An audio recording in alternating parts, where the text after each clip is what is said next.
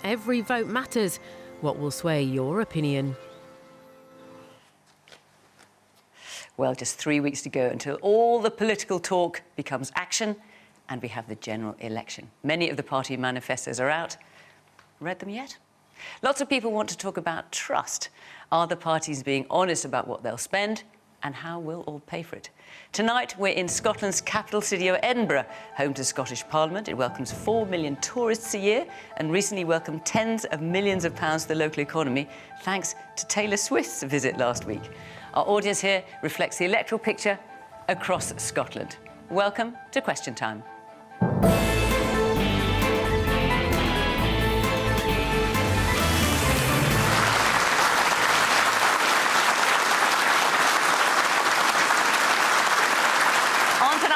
As always, a wide range of views. From the Scottish National Party, we have Kate Forbes. She was Finance Minister in Scotland under Nicola Sturgeon's leadership.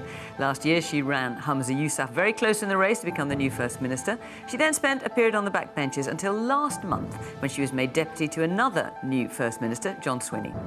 Douglas Ross has had a busy week.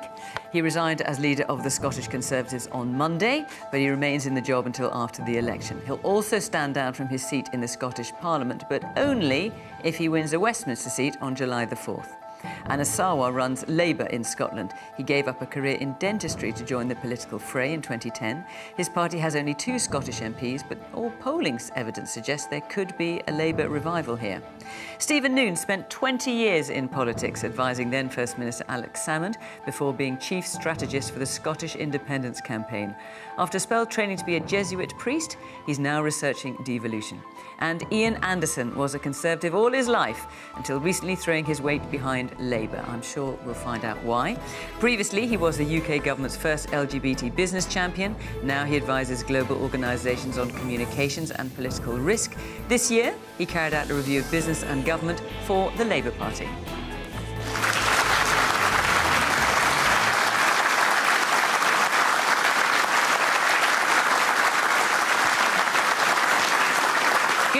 Welcome to our panellists, welcome to our audience here in Edinburgh. Great to see you, and welcome to you at home. And just to say, as always, but particularly in the run-up to the election, we will have a wide range of views and parties in our panel every week until that day, July the 4th. Bet you all can't wait.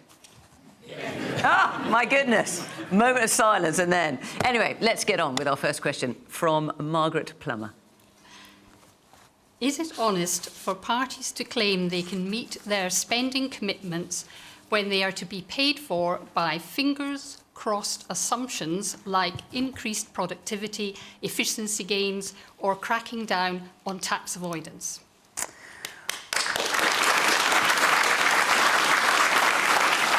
I think you might have touched a nerve with the audience there, Margaret. So let's just pick 2 parties. I mean, Conservative and Labour, you've got your manifestos out. SNP, manifesto is yet to come.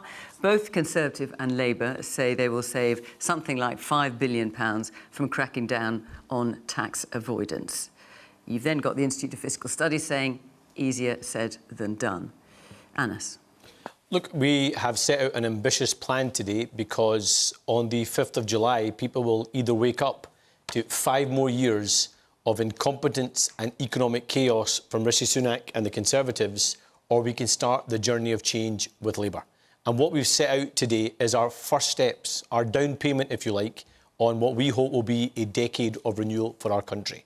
And we've set out where we would raise more income, for example, a windfall tax on the oil and gas giants who are making record profits, closing the non-dom tax loophole on the super rich so we can put more money into our NHS, delivering a new deal for working people that would give a pay rise to over 200,000 Scots who are earning below the genuine living wage right now, and switching on GB Energy, a publicly owned energy generation company that will be headquartered right here in Scotland to make billions of pounds of investment to create more jobs and lower bills for good. So that's coming the to positive alternative that's on offer. The substance of Margaret's question, and Margaret's not the only person who's saying this. You've got the Institute for Fiscal Studies, but you've got other economists as well, saying there are going to be big cuts on the way. There have to be, unless you increase borrowing, increase taxes, or cut spending to the tune of 10 to 20 billion pounds. And growth is the other option. And let me just be really clear. Tory austerity has done untold damage to Scotland and the whole of the UK. And I have made it clear, Keir Starmer has made it clear, Rachel Reeves has made it clear, and it's in black and white in our manifesto published today, there will be no return to austerity under a Labour government. The problem we are going to raise money through the taxes I've already mentioned. We are going to borrow where we have to invest, and we are going to get growth into our economy. That's the right thing to do, but we only get a chance to do that if we take the opportunity to get rid of a Tory government that's done so much damage, their lies, their sleaze, their corruption, and we get on with changing our country for the better. The problem is that is essentially what Liz Truss said. Liz Truss said, don't worry about the figures, we're going to do what we want to do. No, Liz Truss didn't rhetoric. follow fiscal rules. That was the problem. All the independent forecasters and analysts say that the Labour Party is engaged in a conspiracy of silence and not being honest with the Scottish people and the British people about the realities of their spending. Now, where Anna's talks and also about they can't say about the SNP because you haven't brought out your manifesto. Next week. So they may be saying about that you the about you next week. The problem here is that where Labour are increasing some revenue, it's all going towards new projects. So we know that there's already £18 billion worth of cuts on the books that the Tories have introduced, and Labour are doing nothing to reduce that. Now, we know from a Labour spokesperson that all roads lead back to Westminster when it comes to public services in Scotland. All excuses lead back to Westminster for the SNP. And that means that we really need to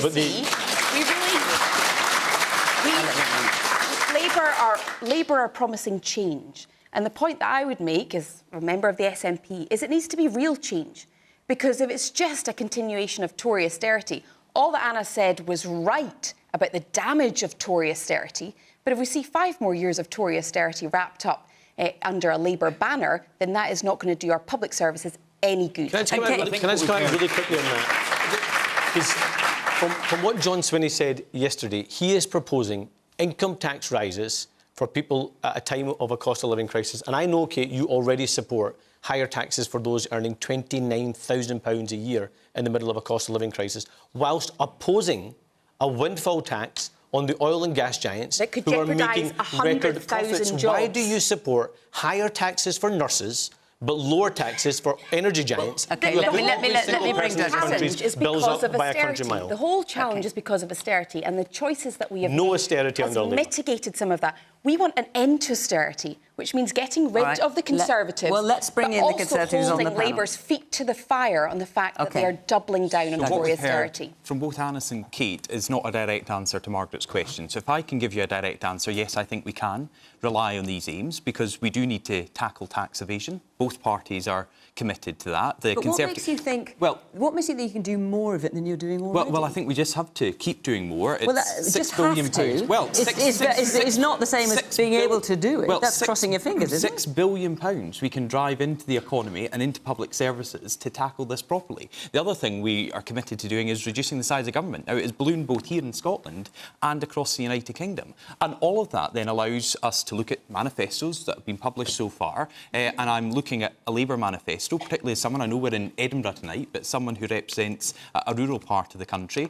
Agriculture is barely mentioned in the Labour Party manifesto. There's a commitment from the Conservatives to increase agricultural support by almost £1 billion in the next Parliament. There's also a commitment, there's also a commitment to cut welfare spending by £12 billion. How are you going to do that? Well, again, that's driving down some of the fraud that we see within welfare. What about the COVID corruption fraud? Hang on a minute. Let's get that money back. Hang on, let's get an answer to this question. Let's get that money back. So where are you going to make the welfare spending cuts of £12 billion? Well, who's going to lose out? We want to ensure those who are most in need get the support. That's why welfare funding is increasing by 6.7% this year. Some people are not going to get support to the tune of £12 billion. But as I say, it's already going up by 6.7% this year. So that is helping the most vulnerable in society. So who's going to lose out? Because clearly someone is going to lose out. Currently losing out. Well, Kate, every third child is currently losing out because both the Conservatives and Labour support the 2-child cap to ensure that families do not benefit when they have more than 2 children. You were in a debate on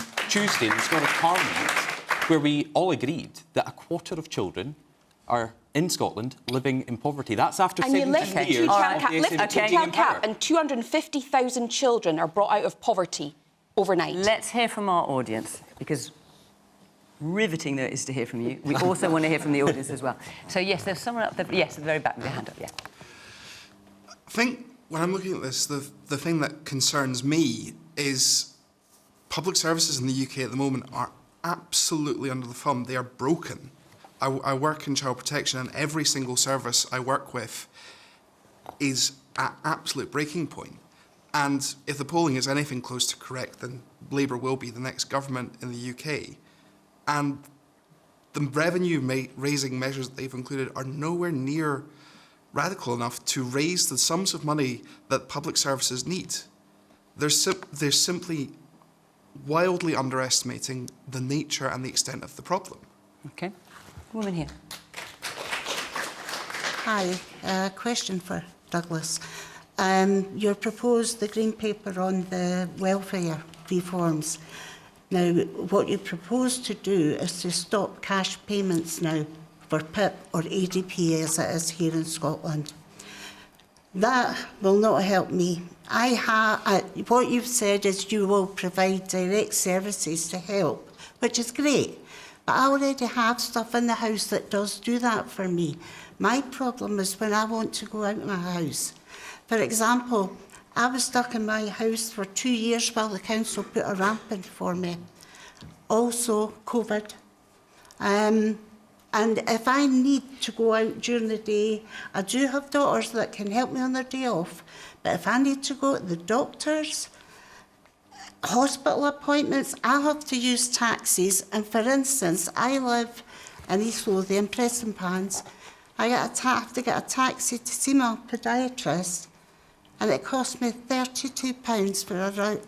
That's a lot of money. The things I need, I want to choose myself. I don't want to be... I want to be the same as any other audience member. How will you want to? I mean, you know, the Green Paper is to look at how you can help everyone.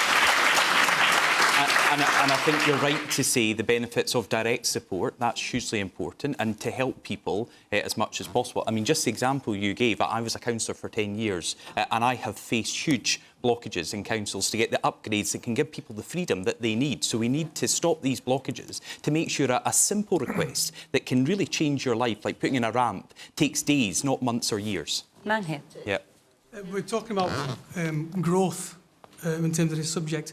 But the bottom line is that the cost of borrowing is so high. Can't spend.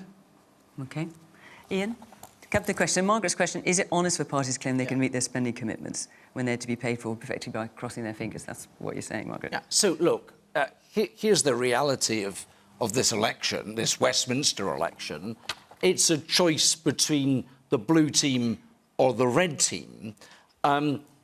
I've just heard from Douglas a brilliant explanation to you, madam, as to why I can no longer back the Conservative Party. Their sums don't add up anymore. They absolutely don't add up anymore. There's a 12 billion gap in those sums, Douglas, and nobody can properly explain where the money is going to come from. And you think Labour's sums add up? So I think... Because there's other people who don't. I think that Keir Starmer is absolutely right, that the piece of work I did for Labour on getting investment into this country, I know, Fiona, that beyond this general election, with fiscal credibility, with not chopping and changing policies, with not 9 business secretaries, 7 chancellors, 5 prime ministers and a partridge in a damn pear tree in our politics,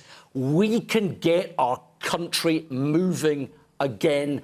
And I'm convinced that with a stability and an approach to government which is about integrity and, frankly, not about mates' rates to friends, the economic sun can come towards us.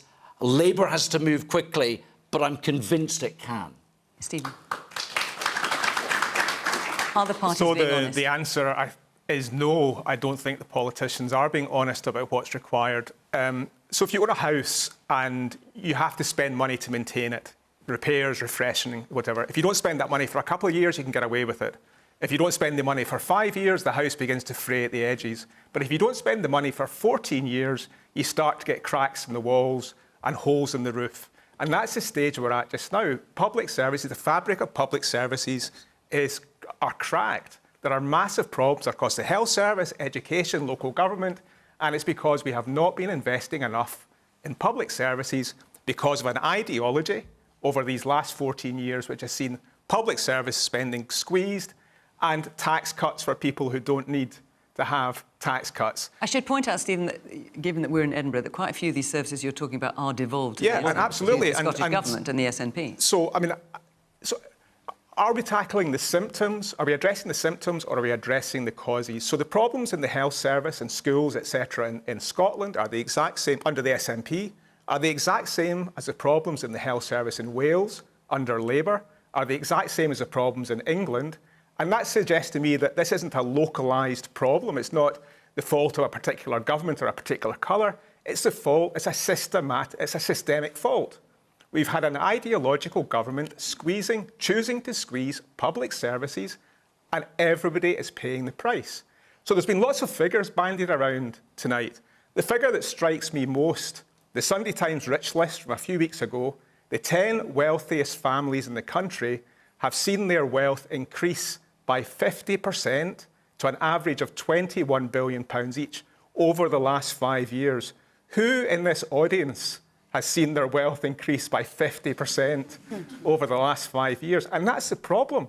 We have a structural problem in this country, and that's why we need real change. So I'm optimistic about a Labour government coming in London, but we have to push them to be bold. We have to push them to go beyond the tinkering, and I think their tax changes are tinkering, to actually make the radical change which is going to fix the structure of our public services.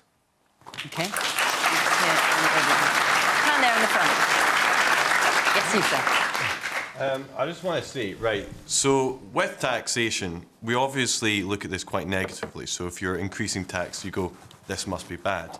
But surely the question should be the use of our taxes. So if I had to pay £20 more in tax, but my energy bills were reduced, my transportation bills to get to work were reduced, surely that's what we should be looking at. Rather than saying we need to keep cutting our taxes, we need to keep money low, I'm fine paying more if I got more from it. But obviously, with taxation right now, we don't feel like we are getting anything from it. So that's the issue. Okay. Woman in the glasses. Woman in the glasses in the white top, yeah. Yeah, it's just the comment that Stephen made there about needing a structural change. I work in the NHS, and often there is a lot of stuff where we're going to give you lots of money and that will fix the problem.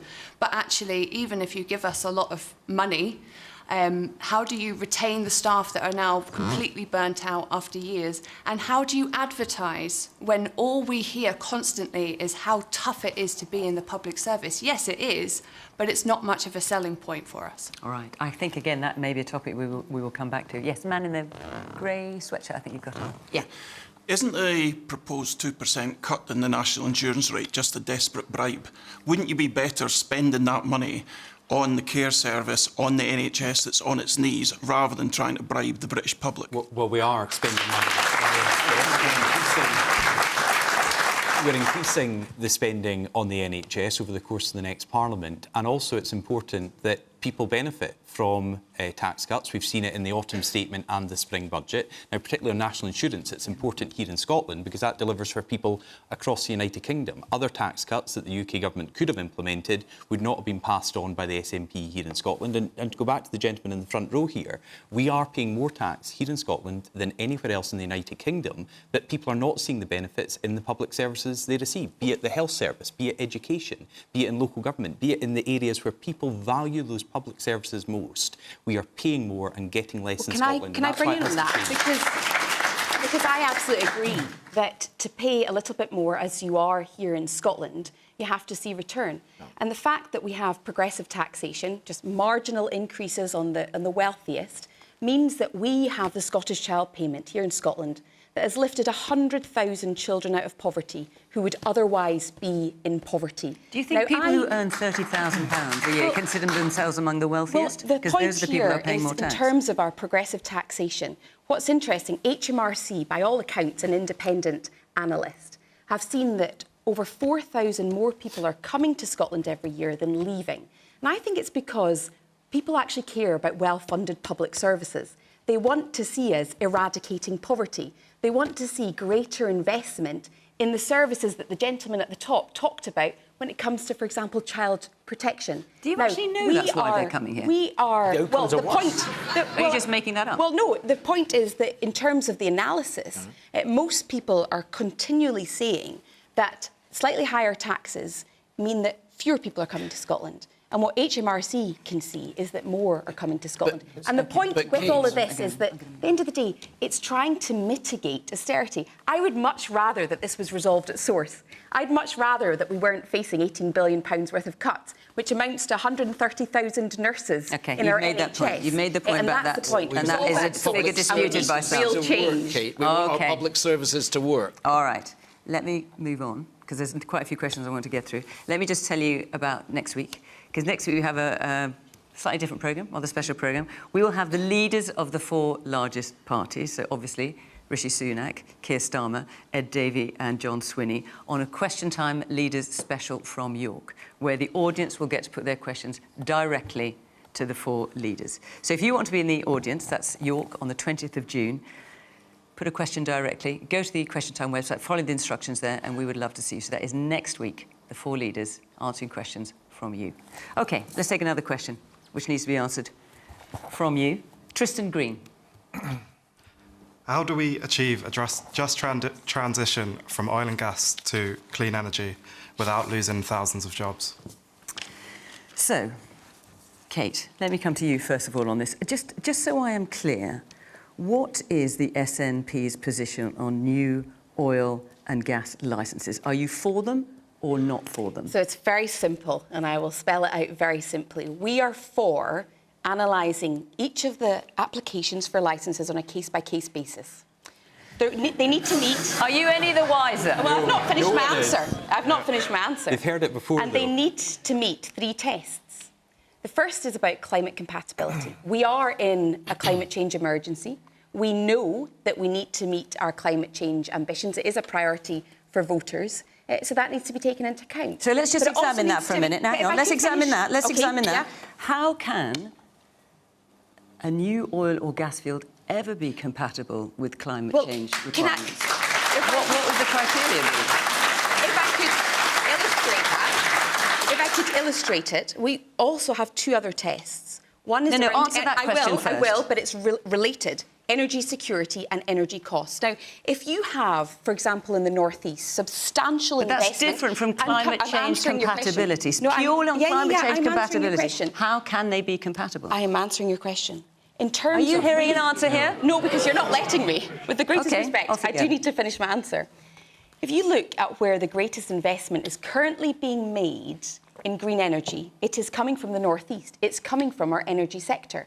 And so that industry itself needs to reinvest. So we are in between Labour and the Conservatives, where on one hand, the Conservatives are wanting to issue hundreds of new licences, which we don't think is compatible.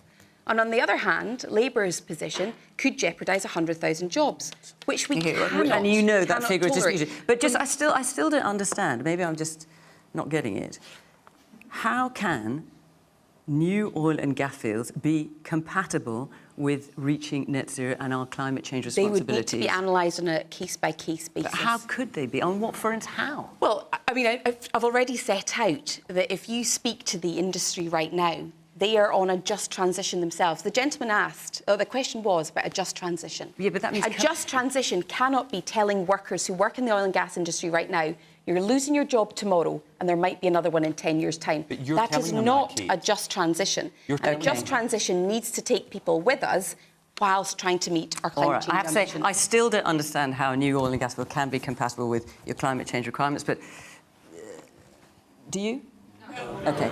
Anas, how do we achieve a just transition from oil and gas to clean energy without losing thousands of jobs? And that's a question that's being put to Labour. Absolutely. And I think the important point to say right from the outset, because there'll be lots of people watching the scaremongering worried about their jobs. Let me be really clear. There will be no cliff edge. There will be no turning off the tap. Oil and gas will play a significant role for decades to come.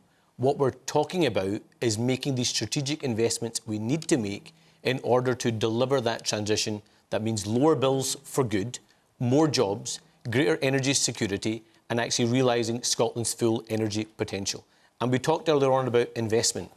A windfall tax on the oil and gas giants that Kate opposes, but somehow still supports higher taxes for nurses, would actually help us invest in those technologies of the future. And that's why GB Energy, a publicly owned energy generation company that will be headquartered right here in Scotland, would make billions of pounds of investment in onshore wind, offshore wind, hydrogen, tidal, solar. I believe we should have an open debate about micro-nuclear in this country as well as a baseline of energy security. And we also need to invest where the large-scale jobs are going to come from, and that's in the supply chains. Right now, the supply chain jobs are giving jobs to Norway, to Denmark, to other places. I want those components built here in Scotland, built here in the UK, so we create the jobs here as well as the investments in the ports. That's a future we can achieve together if we take the opportunity on the 4th of July to change away from this government and have a government focused on building and maximising Scotland's potential.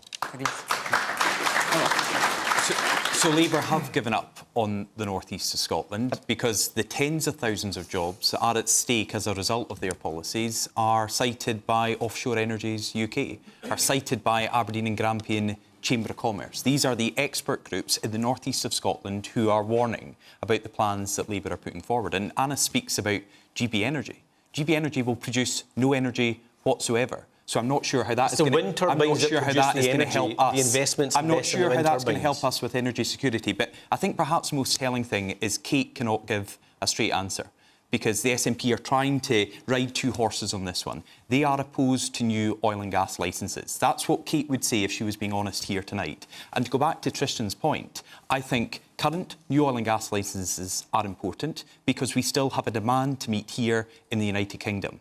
And unlike the SNP and Labour, I want to see that demand delivered as close to home as possible, because we know that importing it costs more from foreign governments at a higher carbon footprint, and it also doesn't protect the tens of thousands of jobs in the North Sea and the North East at the moment. And those jobs are going to be absolutely crucial. And what about the net zero commitments that the government has signed up to? The Climate Change Committee says expansion of fossil fuel production is not in line with net zero. You're just going to ignore that? No, not at all. But the problem is, and on Tristan's point, these skilled staff in the North Sea just now are the ones we need to propel us to net zero. So I support the net zero targets here for 2045 in Scotland and 2050. New oil and gas fields as well? Because otherwise, the only alternative is to import it at a higher cost with a greater carbon footprint. And if we do that, those skilled workers in the North Sea will go elsewhere. They'll go to the other countries to drill for oil and gas, and we will lose those skills that are needed for the transition to net zero. Woman here in the front. You said the taps are not going to be closed anytime You're soon. talking to Anas now. Yes, sorry, yeah. And we have few more decades with oil and gas, but we don't have few more decades. Have you read any sort of scientific articles about climate change and stuff like that? So what would you like to see happen? Well, me and my husband, we are trying to do the right choices. We invested in an EV, expensive ones, but there are no EV chargers around. So you'd like to see the oil and gas fields closed down? Oh, absolutely, as soon as possible, irrespective of the cost on jobs? Well, no. However, it's tricky. It is tricky, but if we don't do anything now, yes, people are not going to lose jobs. But there's a person right at the very back in a blue shirt. Can you see just a bit further back there? Yeah. We're in the throes of a youth mental health crisis. Just recently, in a large global survey, the EU came second from the bottom. And our young people are being failed. We need drastic action and investment. And I'd like to hear from the panellists what actions they're willing to take and what actions we can see from the next government. That's a really important question. I'm going to deal with the main question that we're talking about, if you don't mind, which is about oil and gas production, and we may well come to that. Yes, the woman with the glasses and the red hair, yeah. Thank you.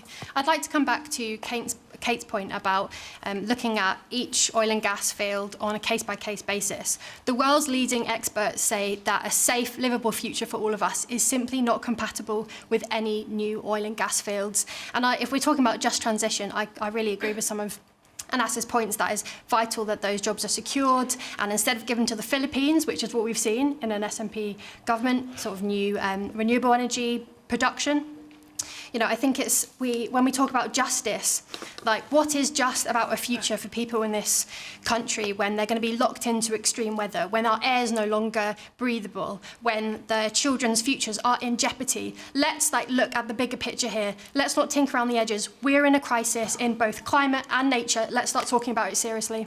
So I think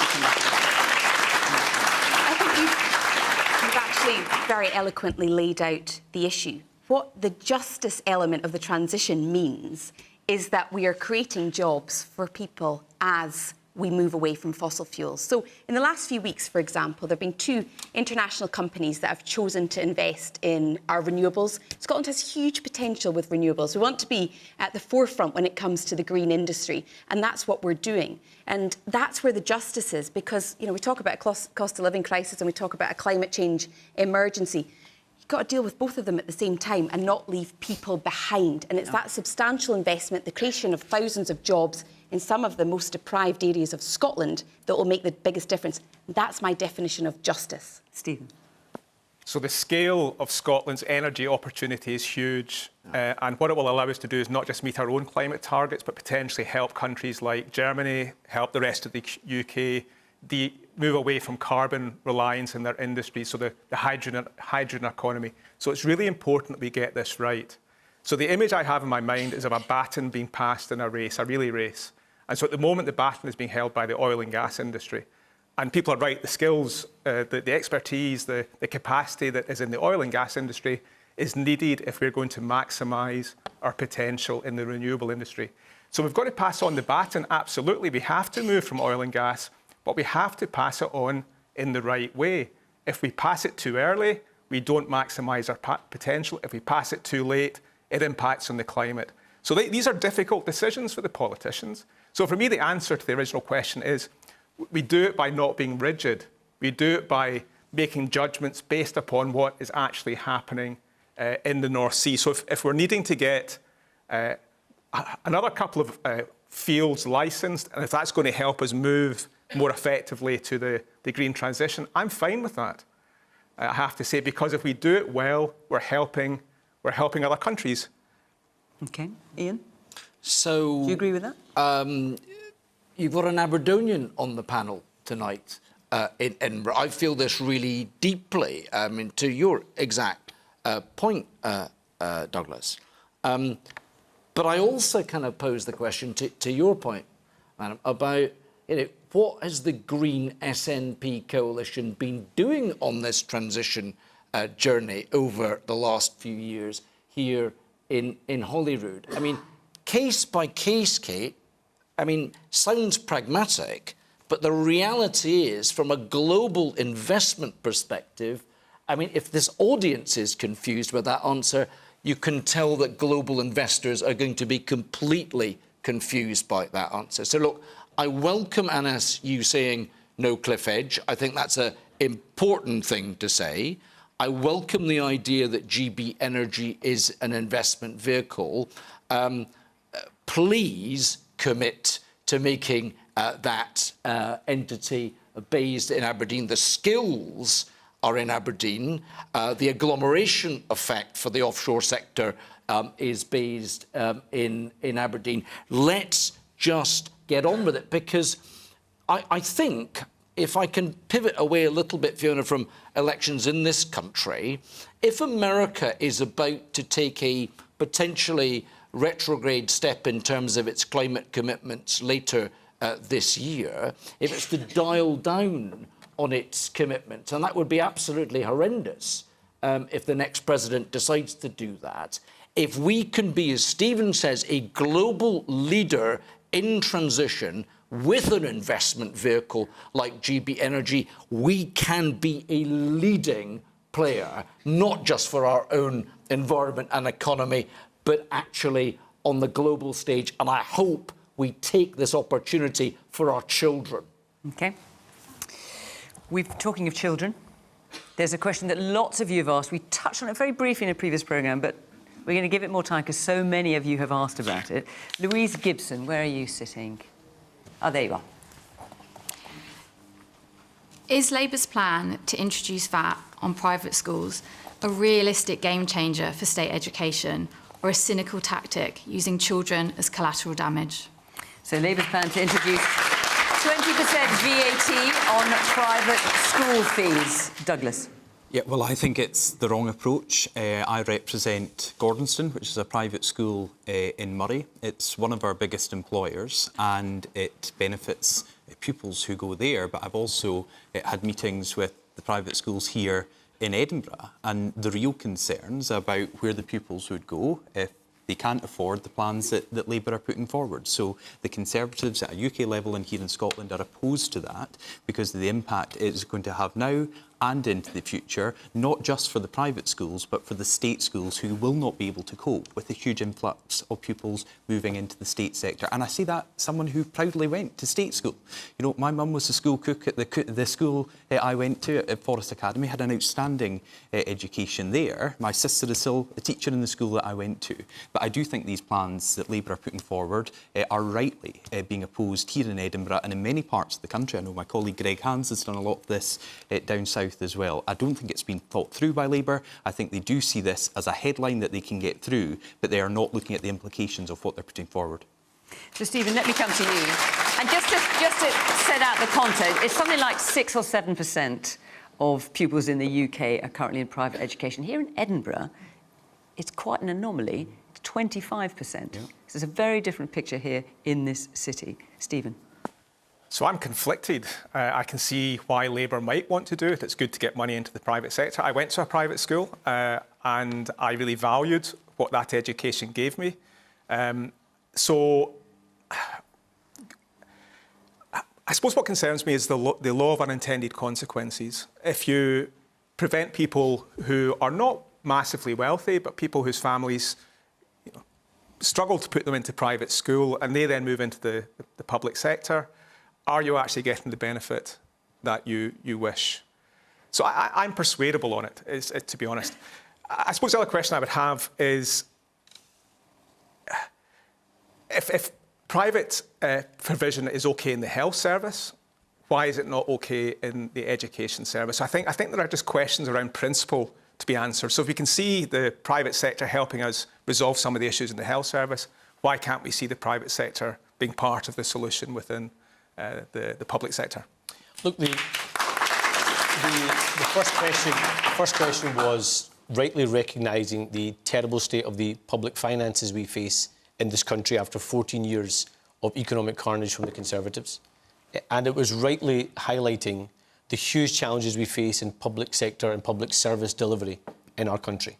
And the harsh reality is, right now in our state schools, we have record levels of violence. We are seeing our schools fall on the international scores in terms of the PISA scores when we had a once world-renowned education system here in Scotland. We see teacher numbers cut in my home city of Glasgow. They're losing 173 posts in education. And every single day when I meet teachers, I'm told about them in the middle of a cost of living crisis having to spend their own money in order to take more resources into the classroom. And that's why we have taken a balanced decision to remove that VAT exemption from private schools so we can put more money into our state schools. That will benefit state schools in every part of our country, including here in Scotland. It's a difficult decision that we've had to make, but we all accept that our state schools require that investment. And I think that first injection of cash into our state schools is the right choice to make if we are to ensure that every child is able to fulfil their potential. And people say to me often that, parents that send their children to private school have aspiration for their children. Every parent has aspiration for their children, regardless if they go to private school or state school. And too many children are being failed by our state education system, and that's why we have to invest in it. And Alice, can I just ask you, because there's been some concern expressed by specialist private schools, schools that teach music, schools that teach ballet, the Royal Ballet School, for example. Are you going to take VAT? Are you going to impose VAT on those? So because most of the pupils there do not pay themselves, they get grants. So we have said we would remove the VAT exemption on all private schools. Including specialist schools like that? That's my understanding, and we would remove the VAT exemption on all private schools. But it's also worth noting that that's a business providing a service. That does not necessarily mean that business, many of them that do have a surplus in savings, have to pass that on to individual parents or families. That they don't have to make that decision. Have you heard of the reaction, though, that that's having here in Edinburgh and, you know, across the sector, across Scotland? You must have listened to the concerns and what that will mean for private schools, but also for the state sector. But Douglas, I have. But I've also listened to all those people who tell me about the tragic circumstances happening in state schools right across our country. And if we accept that the public finances are tough, and if at the same time we accept that our schools require more support, then I think it's incumbent on us to find a solution that allows us to give an immediate injection into those state schools so no child is left behind. Lots and that's of why we hands made up. this decision. Let's hear from some of the people here. So there's a woman with blonde hair. I think you've got a grey cardi on in the middle towards the back. Can you see? Yes, keep your hand up just so we can find you. Oh, there you are. Yeah, thanks. Thank you. I'm somewhat conflicted about this question because I was actually educated for part of my schooling in one of Edinburgh's private schools, which were merchant company schools at that time, charging minimum fees, otherwise I couldn't have gone there. But I have spent 30 years teaching in the state sector, and people always raise the question of aspiration with regard to private schools. This policy of adding VAT is not going to hit the truly aspirational parents, the middle classes who are struggling to send their children to private schools. Even less so is it, or even more so, is it going to hit those parents of children with special needs who can't get the effective education that they need in the state sector. It's not going to affect the Eatons, the Harrows, the Winchesters. It's people who are genuinely trying to get a better situation for their children rather than buying them privilege, which I think is some of what the policy is aimed at. I'll come back to you on that. I'll just go around the other. Woman in the blue check shirt, yes. Yes, in the blue check shirt, the woman there, you've got your hand up. Yes, there's a microphone right over your head. I mean, I worked hard to send my 3 children to a day school that was private. And I feel that by adding on VAT, you're going to get only the people that can absolutely afford it, which in half of your private schools are coming from abroad. They're not in this country. And I feel that it's quite wrong to take the opportunity from people like myself who want to work hard to try and achieve that. I certainly would never have been able to if there was 20% VAT on it. OK. Well, the young woman with the blonde hair and the blue top. We keep talking about middle-class families and folk that are over the edge and can send their kids to private school. We aren't talking about the bottom, the families at the bottom of Scotland, the kids that are in poverty, the kids that parents maybe can't send them to these schools. This money should be going to the bottom so those kids can be levelled up to a similar platform, because if those working class kids are just forgotten about, as they seem to be in this discussion, then what are the aspirations for those kids? What are the aspirations for those parents? Ian.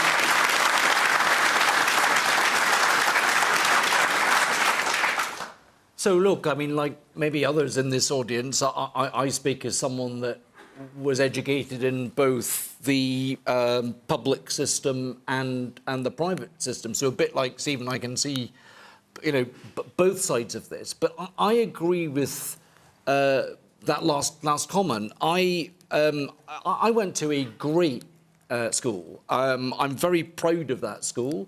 I support that school. I'm going to continue to support that school. I'm not, you know, going to sit on this panel and disown my independent education. But what I do want to see is great education for every single child. And I think that is the duty of the next government. The reason I think, Fiona, that these kind of choices are having to be made is because of the mess that's being left by this Conservative administration. If the schools in the public system were better funded, ANAS wouldn't have to reach for this lever. They're having to reach for this lever because I think there's an ambition from a new government to provide absolute aspiration, absolute choice, absolute excellence for every child, and that should be I mean, there our could be ambition. other levers they'd reach for, but they're choosing to reach for that one. You support it. And it is a choice. And the thing I would say as well is that as part of the journey of that legislation, I would hope a new government that has better governance, actually does some wide consultation as that legislation is going through. The consultation is clear. And Anas, I will come back to you. So, Kate, Louise's question, is it this plan to introduce VAT in private schools, is it a realistic game changer for state education or a cynical tactic?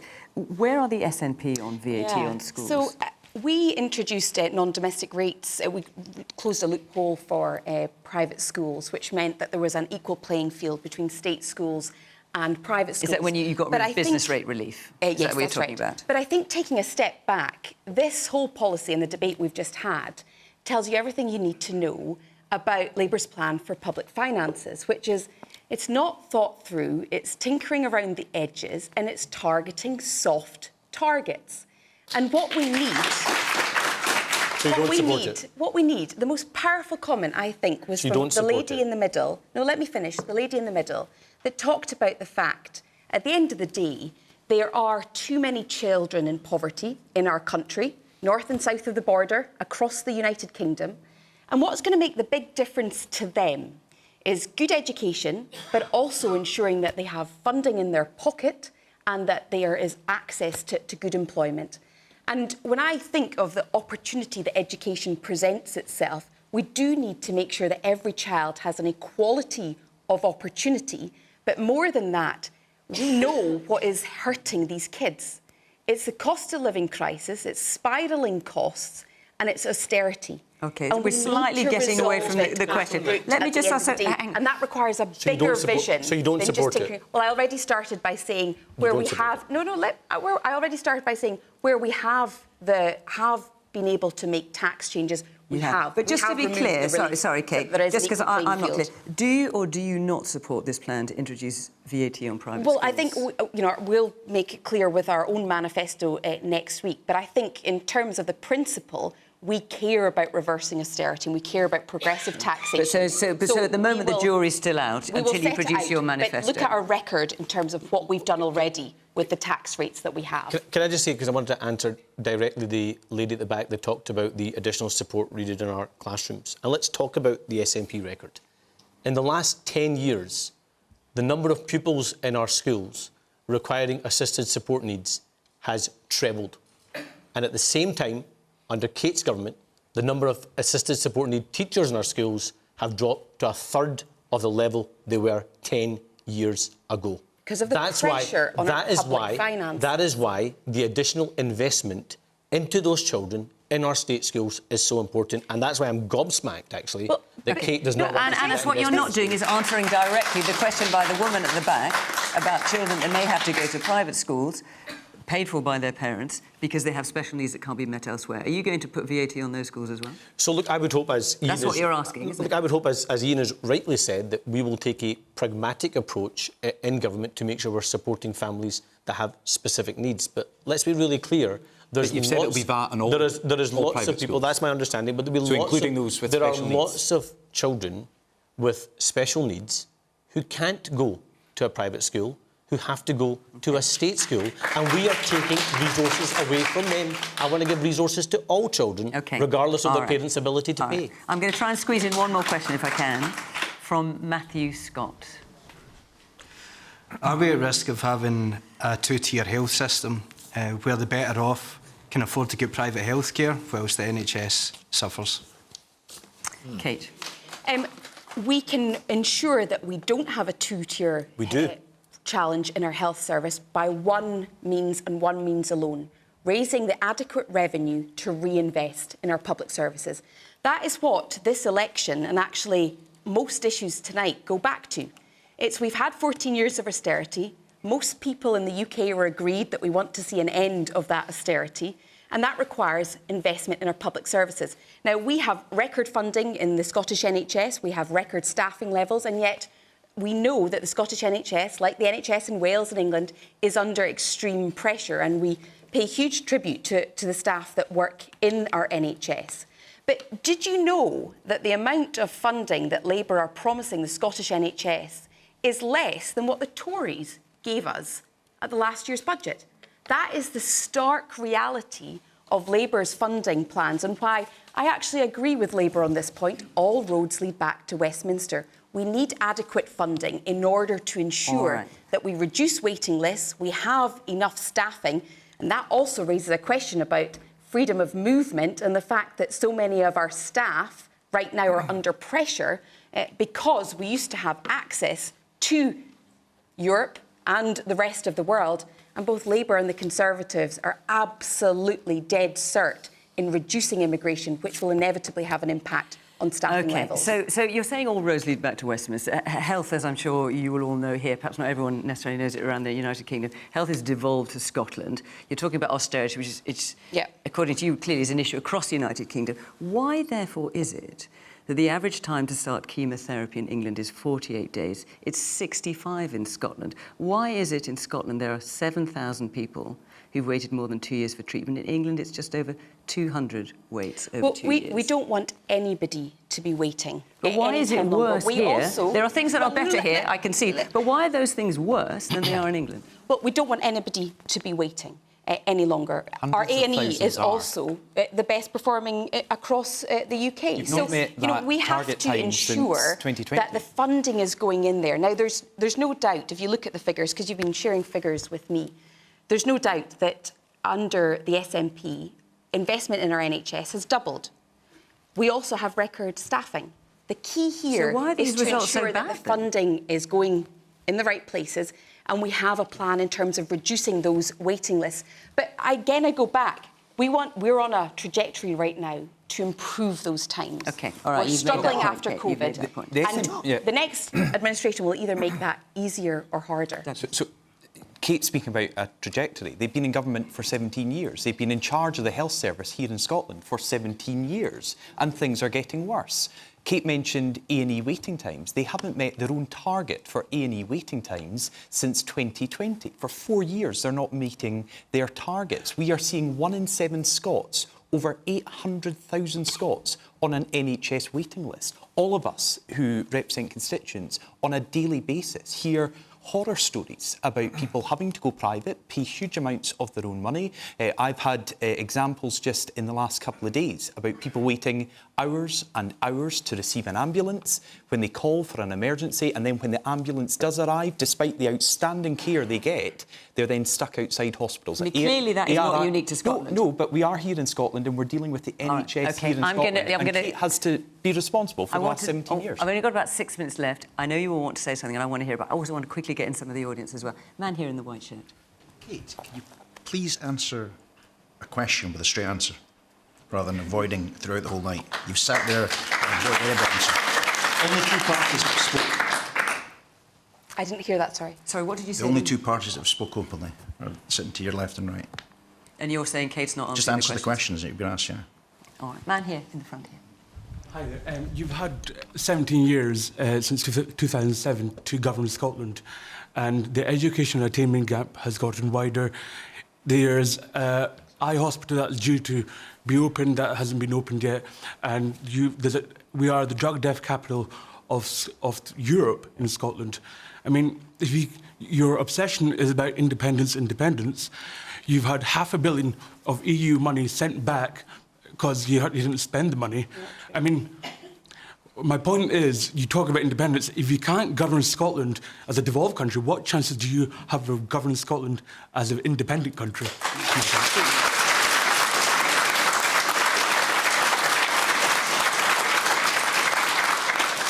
So the question I think we have to ask ourselves, are we going to talk about the symptoms, or are we going to talk about the causes? If we were having this conversation in Cardiff, if we're having this conversation somewhere in England, the challenges being expressed about the health service would be the same. And that, as I said earlier, tells me that this is not a localised problem, it's a systemic problem. And the way to solve the systemic problem is to change the ideology which has seen public service spending squeezed. And one of the reasons why there's pressure on the health service is because spending has been squeezed in local government, it's been squeezed in the justice system, and all the problems are being piled onto the NHS. So what we need from a Labour government that's going to come in a few weeks' time, it's not just the tinkering around taxes, we need something which is substantial. And we need pressure on that Labour government from the left, I would say, in order for it to make some of the decisions that are necessary on taxation and on reform of the public service, which are going to transform services here in Scotland, services in England, services in Wales. So certainly, point the finger of blame at the SNP, but also understand that there's a deeper cause to this. You need to be bolder, Anna. That's what Stephen's saying. Your colleague Nick Robinson yesterday asked John Swinney a straight question. Who sets the NHS's budget in Scotland and who's responsible for its delivery? And his answer was the Scottish Government.